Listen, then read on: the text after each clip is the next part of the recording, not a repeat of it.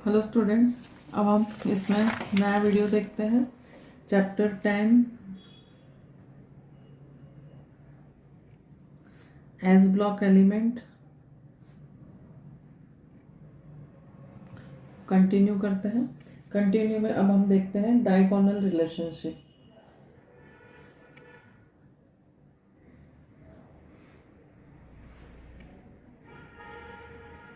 Diagonal relationship lithium, the similarity between lithium and magnesium. Lithium किसके साथ में diagonal relationship दर्शाता है? मैग्नीशियम के साथ में। The similarity between lithium and magnesium is particularly striking and arises because of this similar size। तो इनका जो साइज होता है सबसे पहले तो वो सेम होता है। लिथियम का है 152 पैरामीटर और मैग्नीशियम का होता है 160 पैरामीटर, यानी अप्रोक्सीमेटेड सेम है। लिथियम Li+ का एटॉमिक आयनिक रेडियस की बात करें तो ये 76 पैरामीटर है और Mg+2 का 72 पैरामीटर है। ये क्या है? Ionic radius. चलिए, the main points of similarity, इनकी सिमिलैरिटी होने का और कौन कौन से हैं तो उसकी चर्चा करते हैं हम। तो सब फिर both lithium and magnesium are harder. दोनों lithium and magnesium both are harder. दोनों कैसे हैं? हार्ड है, यानी कि दोनों धातुएं कठोर होती है। अन्य धातुएं कैसी होती है? इस वर्ग की हल्की होती हैं। Lithium and magnesium react slowly with water. तो लिथियम और मैग्नीशियम जल के साथ क्या करती है? H2O के साथ में स्लो रिएक्ट करती है। दोनों धातुएं धीमी गति से क्रिया करती है। इनके ऑक्साइड एंड हाइड्रोक्साइड बहुत ही कम घुलनशील होते हैं। इनके ऑक्साइड Li2O एंड MgO जल में कैसे होते हैं? वाटर में कम सॉल्यूबल होते हैं, लेस सॉल्यूबल इन वाटर। जल में कम विलय होते हैं ये। And their hydroxides decomposes on heating both form nitride. तो इनके जो हाइड्रोक्साइड्स होते हैं वो डिकम्पोज होकर के क्या बनाते हैं? Li3N and Mg3N, nitride Mg3N2। तो ये क्या बनाते हैं? नाइट्राइड बनाते हैं। तो oxides of Li2O and MgO do not combine with excess oxygen to give any super oxide. तो अब ये Li2O and MgO do not combine with excess oxygen। तो अधिक ऑक्सीजन के साथ में ये क्या नहीं करते हैं? डू नॉट कंबाइन, ये नहीं संयोग करते हैं। तो lithium and magnesium Li2O and Mg2O oxygen की अधिकता से अभिक्रिया करके सुपर ऑक्साइड नहीं बनाते हैं। चलिए, इसके बाद में lithium and magnesium. Carbonates of lithium and magnesium decompose easily on heating to give oxides and carbonate, जो कि हम पहले देख चुके हैं। तो इनके जो कार्बोनेट्स होते हैं वो क्या करते हैं? डिकम्पोज होकर के क्या बनाते हैं? Oxides and CO2। Solid hydrogen carbonate are not formed by lithium and magnesium. Solid hydrogen carbonates जो होते हैं वो लिथियम और मैग्नीशियम नहीं बनाते हैं। तो दोनों ही ठोस हाइड्रोजन कार्बोनेट नहीं बनाते हैं। LiC एंड MgCl2 इथेनॉल में विलय है। Lithium chloride and magnesium chloride MgCl2 दोनों इथेनॉल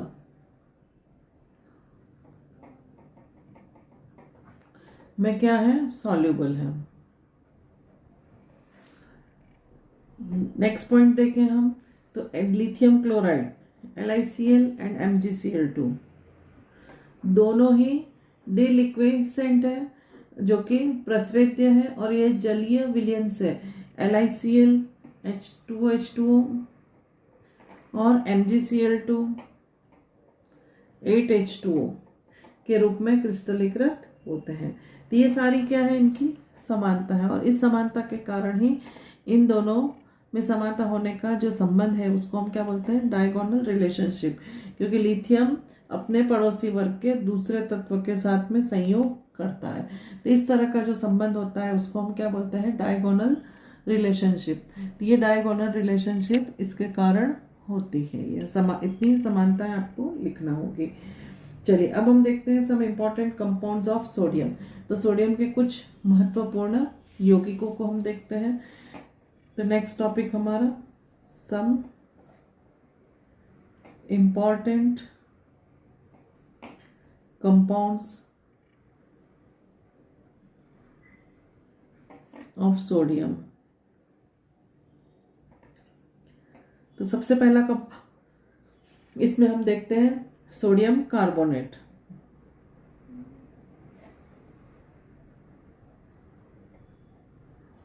यानी कि washing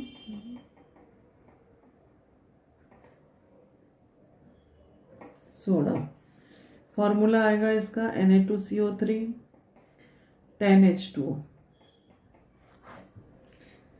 sodium carbonate is generally prepared by Solvay process. इसको बनाने के लिए कौन सी विधि है, जो कि आप 10th में पढ़े हुए हैं, Solvay process. In this process, advantage is taken of the low solubility of sodium hydrogen carbonate, whereby it gets precipitated in reaction of sodium chloride with ammonium hydrogen carbonate. The latter is prepared by passing CO2 to a concentrated solution of sodium chloride saturated with ammonia. तो हमारा जो ये sodium carbonate है ये हम सोलवे विधि से बनाते हैं, और इस प्रक्रिया में लाभ ये है कि सोडियम हाइड्रोजन कार्बोनेट जो अमोनियम हाइड्रोजन कार्बोनेट और सोडियम क्लोराइड के संयोग से अवक्षेपित होता है और अल्प विलेय होता है। Ammonium hydrogen carbonate CO2 gas को सोडियम क्लोराइड के अमोनिया के संतृप्त सांद्र विलयन में प्रवाहित कर बनाया जाता है, और यहाँ पहले अमोनियम कार्बोनेट और फिर अमोनियम हाइड्रोजन कार्बोनेट बनता है।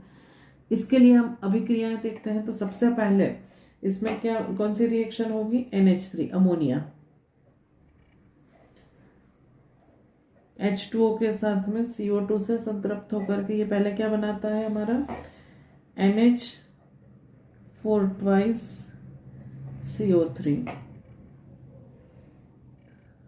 अब ये जो अमोनियम कार्बोनेट बना है NH4 twice CO3 plus H2O plus CO2, तो ये क्या बनाता है अमोनियम हाइड्रोजन कार्बोनेट। तो अमोनियम हाइड्रोजन कार्बोनेट यानी NH4HCO3। तो आगे क्या आएगा 2। अब NH4HCO3 NaCl के साथ अभिक्रिया करके NH4Cl अमोनियम क्लोराइड बनाएगा, साथ ही NaHCO3 बनाएगा। तो ये इसने क्या बना दिया है सोडियम हाइड्रोजन कार्बोनेट यानी कि सोडियम बाइकार्बोनेट। और इस सोडियम बाइकार्बोनेट को हम क्या करते हैं NaHCO3 को हिट करते हैं, तो इसमें से Na2CO3 plus CO2 plus H2O प्राप्त होता है हमें। In this process NH3 is recovered when the solution containing NH4Cl is treated with calcium hydroxide. तो यहाँ पर NH4Cl युक्त विलयन की जब हम NH4Cl ये जो विलयन है इसकी हम क्या करते हैं कैल्शियम हाइड्रोक्साइड के साथ CaOH ट्वाइस से अभिक्रिया कराते हैं, तो NH3 को हम पुनः प्राप्त कर सकते हैं। तो कैसे कर सकते हैं हम ये देखते हैं। तो NH4Cl प्लस CaOH ट्वाइस, तो 2NH3 plus CaCl2 plus H2O। तो फिर से हम ये NH3 प्राप्त कर सकते हैं और इस NH3 का हम सोलवे विधि में पुनः उपयोग कर सकते हैं।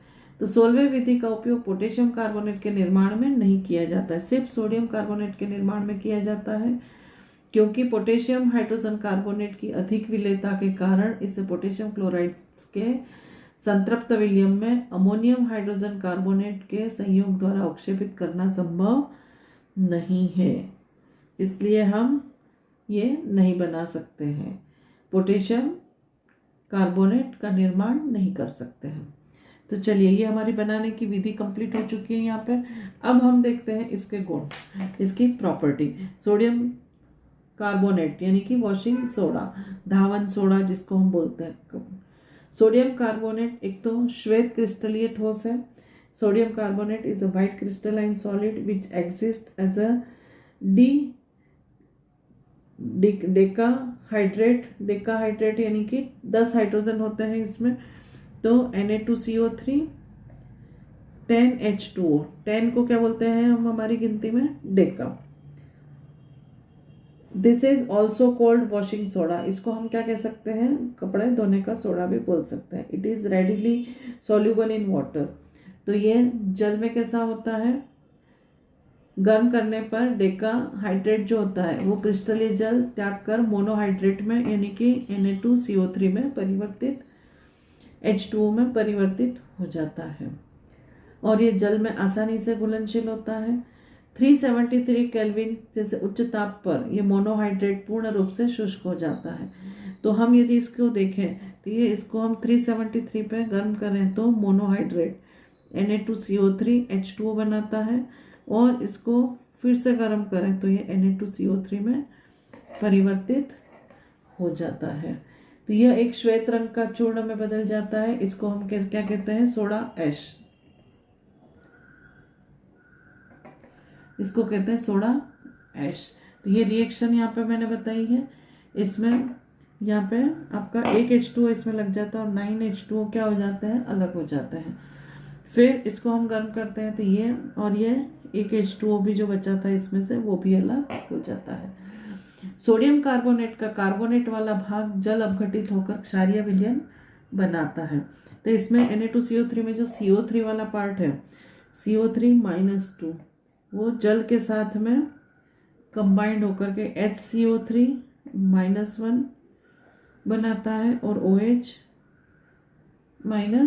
बनाता है। तो इस तरह से हम इसको अलग कर सकते हैं अल्कलाइन सॉल्यूशन। चलिए, इसका उपयोग क्या है? इसके यूजेस क्या है? It is used in water softening and laundering and cleaning. तो इसका उपयोग मेनली जो होता है वो होता है जल के मृदुकरण में, धुलाई और निर्मलन में। चलिए, इसके बाद में इसका उपयोग होता है, it is used in manufacturing of glass, soap, borax and caustic soda. कांच, साबुन, बोरेक्स और कॉस्टिक सोडा के निर्माण में भी इसका उपयोग किया जाता है। साथ ही used in paper, paints and textile industry. इसका उपयोग कागज, पेंट और वस्त्र उद्योग में होता है। साथ ही प्रयोगशाला में गुणात्मक और मात्रात्मक यानी कि क्वालिटेटिव एंड क्वांटिटेटिव एनालिसिस में इसका उपयोग किया जाता है। तो ये हमारा सोडियम कार्बोनेट यानी कि वॉशिंग सोडा टॉपिक हमारा कंप्लीट हो गया है। यहाँ पे उसको बनाने की विधियाँ, उसकी प्रॉपर्टी और उसके यूजेस, ये सभी लिखना होता है शॉर्ट नोट में हमको। चलिए, इसके बाद में हम दूसरा इसका देखते हैं NaCl कंपाउंड, या NaCl से तो सभी अवगत है अच्छे से। NaCl यानी कि sodium chloride. The most abundant source of sodium chloride is seawater, which contains 2.7 to 2.9% by mass of the salt. तो NaCl प्राप्त करने का सबसे मुख्य स्रोत होता है समुद्री जल। इसमें ये 2.7 से 2.9% भारात्मक प्रतिशत तक इसके लवण होते हैं। हमारे देश जैसे देशों में समुद्री जल के वाष्पीकरण द्वारा साधारण नमक प्राप्त किया जाता है। साथ ही हमारे देश में सूर्य से वाष्पीकरण यानी कि वेपोराइजेशन होता है और उससे लगभग 50 लाख टन NaCl का निर्माण प्रतिवर्ष किया जाता है। अपरिष्कृत नमक जो कि ब्राइन विलियन के क्रिस्टलीकरण से प्राप्त होता है।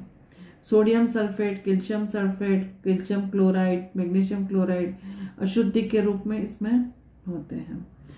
तो यहाँ पे हम देखें तो generally obtained by the crystallisation of brine solution containing sodium sulfate, calcium chloride and magnesium chloride as an impurity, and calcium chloride CaCl2 and magnesium chloride MgCl2 are impurities because they are deliquescent. To obtain pure NaCl, the crude salt is dissolved in minimum amount of water and filtered to remove insoluble impurities. तो अब इसमें MgCl2, CaCl2 जैसी अशुद्धियां तो होती है, तो इसको दूर करने के लिए हम क्या करते हैं, NaCl को पहले क्या करते हैं, कम से कम जल की न्यून मात्रा में इसको घोला जाता है और फिर इन अशुद्धियों को इसको फिल्टर करते हैं। तो फिल्टर करने से जो अविलेय अशुद्धियां होती है वो तो दूर हो जाती है। और जब विलयन को हाइड्रोजन क्लोराइड गैस से संतृप्त करते हैं HCl से, तब सोडियम क्लोराइड के क्रिस्टल प्राप्त होते हैं। तो इस तरह से हम NaCl प्राप्त कर सकते हैं।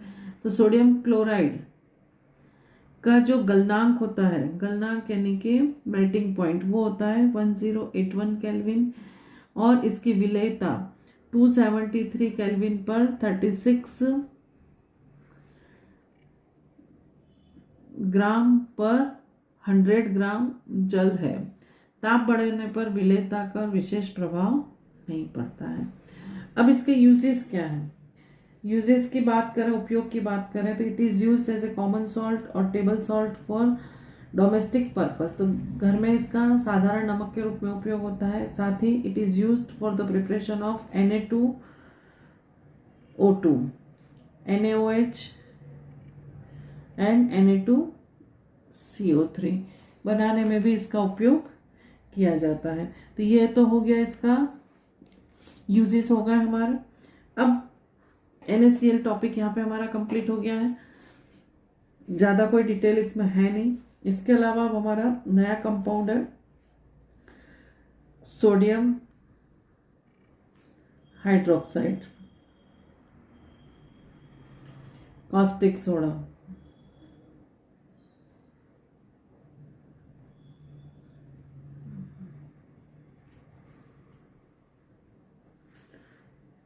NaOH. Sodium hydroxide is generally prepared commercially by the electrolysis of sodium chloride in Kastner-Kellner cell. A brine solution is electrolyzed using a mercury electrode and carbon anode. Sodium metal discharged as the cathode combines with mercury to form sodium amalgam, and chlorine gas is evolved as a at the anode. तो यहाँ पर NaOH बनाने के लिए, औद्योगिक स्तर पर प्राप्ति के उत्पादन करने के लिए हम कौन से सेल का उपयोग करते हैं, कास्टनर केल्नर।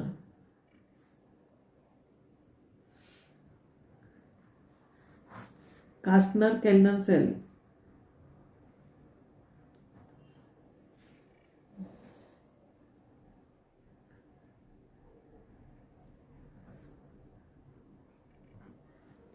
का उपयोग किया जाता है।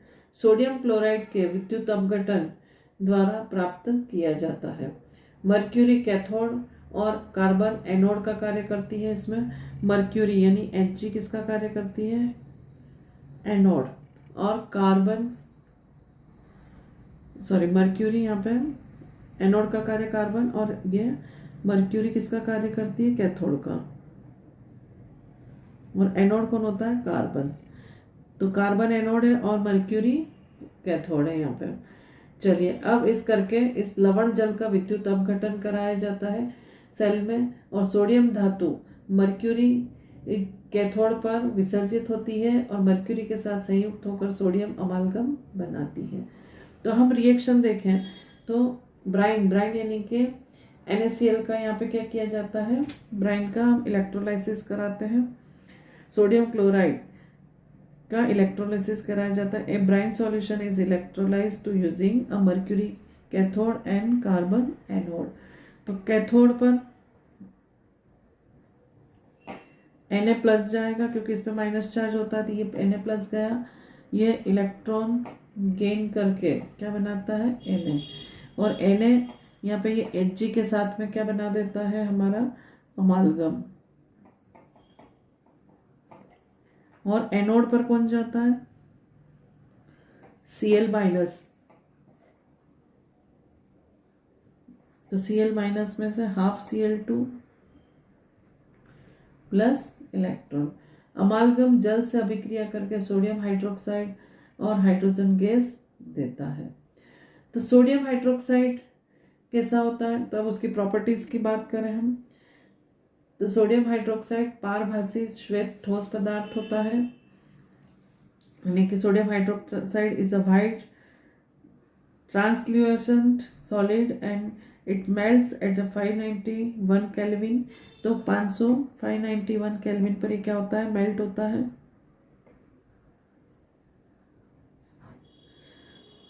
It is readily soluble in water, वो जल में विलय होता है, and give a strong alkaline solution NaOH, जल में कैसा होता है, स्ट्रॉन्ग अल्कलाइन सॉल्यूशन बनाता है ये।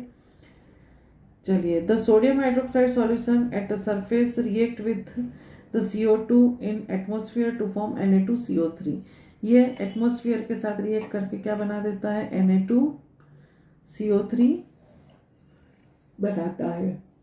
तो अब इसके हम क्या देखेंगे, यूजेस, इसके उपयोग क्या हैं। तो एक तो इसका उपयोग होता है साबुन, कागज, कृत्रिम रेशम तथा अन्य रसायनों के निर्माण में होता है, यानी कि हम preparation of soap, paper, artificial silk and number of chemicals. Second, इसका हम यूज देखें तो इन पेट्रोलियम रिफाइनिंग, यानी कि पेट्रोलियम के परिष्करण में होता है। साथ ही द प्योरिफिकेशन ऑफ बॉक्साइट के शुद्धिकरण में इसका उपयोग होता है। In the textile industries for mercerising cotton fabrics, तो वस्त्र उद्योग में सूती वस्त्रों के मर्सरीकरण के रूप में इसका उपयोग होता है। साथ ही शुद्ध जो वसा और तेल होते हैं उसके निर्माण में होता है, और प्रयोगशाला में अभिकर्मक के रूप में भी इसका प्रयोग किया जाता है। तो ये तो हमारे हो गए हैं इसके यूजेस। किसके हो गए, सोडियम हाइड्रोक्साइड। तो सोडियम हाइड्रोक्साइड NaCl के इलेक्ट्रोलाइसिस से बनाया जाता है। चलिए, अब हमारा एक और है सोडियम बाइकार्बोनेट, यानी कि sodium hydrogen carbonate.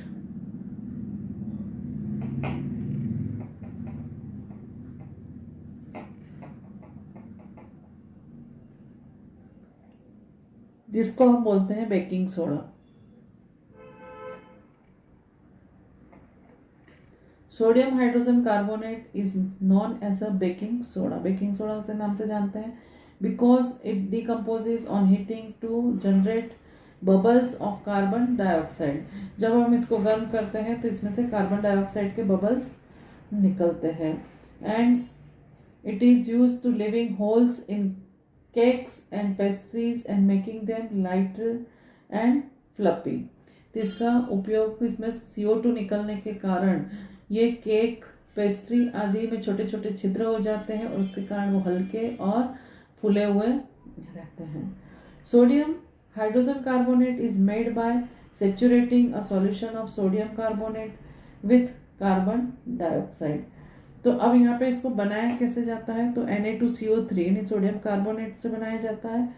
Sodium carbonate plus H2O plus CO2 combine होकर के ये 2NaHCO3 यानी कि सोडियम बाइकार्बोनेट का निर्माण करते हैं। Sodium hydrogen carbonate is mild antiseptic for skin infections and it is used in fire extinguishers. तो इसका जो उपयोग होता है, क्या होता है, सोडियम कार्बोनेट चर्म उद्योग में, साथ ही ये प्रतिरोधी यानी कि मंद प्रतिरोधी यानी कि एंटीसेप्टिक के रूप में भी प्रयुक्त होता है, साथ ही अग्निशमन में इसका उपयोग किया जाता है। तो ये हो गया इसका उपयोग। अब हमारा biological importance of sodium and potassium. तो सोडियम और पोटेशियम का हमारा जैविक उपयोगिता क्या है? तो एक 70 किलो वजन वाले सामान्य व्यक्ति में लगभग 90 ग्राम सोडियम और एक 170 ग्राम पोटेशियम होता है। तो एक सामान्य व्यक्ति जो हमारा है 70 केजी का, उसमें 90 ग्राम सोडियम और 170 ग्राम पोटेशियम होता है, जबकि लोहा केवल कितना होता है? 5 ग्राम होता है Fe, एंड कॉपर 0.06 ग्राम होता है। सोडियम आयन मुख्यतः अंतराकाशीय द्रव है और उसी के कारण रक्त प्लाज्मा, यानी कि जो हमारा ब्लड प्लाज्मा होता है, वो जो कोशिकाओं को घेरे रखता है उसमें पाया जाता है। और आयनन शिरा संकेतों के संचरण में भी ये भाग लेते हैं, जो कोशिका झिल्ली में जल प्रवाह को नियमित रखते हैं। कोशिका में शर्करा और अमीनो एसिड के प्रवाह को भी ये नियंत्रित रखते हैं। तो कोशिका झिल्ली के अन्य हिस्सों में पाए जाने वाले सोडियम और पोटेशियम आयनों की सांद्रता में भिन्नता पाई जाती है। रक्त प्लाज्मा में ये रक्त कोशिकाओं में सोडियम की मात्रा 143 मिलीग्राम पर मोल पर लीटर होती है, और जबकि पोटेशियम का स्तर केवल 5 मिलीग्राम मोल पर लीटर होता है।